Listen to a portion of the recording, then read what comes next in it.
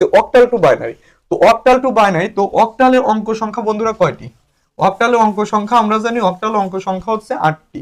0 থেকে 7 পর্যন্ত এই 8টিকে বলা হয় অক্টাল অঙ্ক সংখ্যা।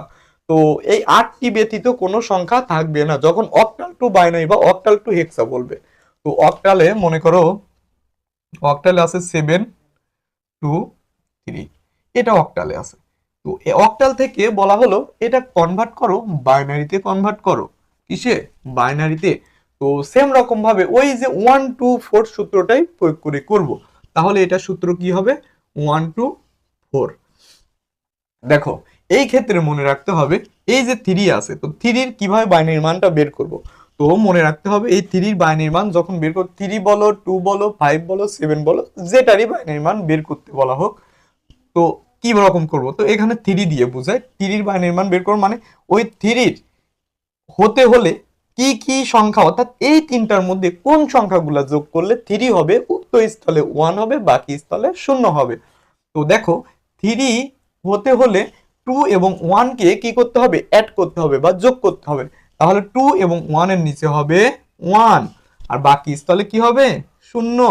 তাহলে 3 এই অক্টালের বাইনারি মান হচ্ছে 1 1 0, 1 1 0।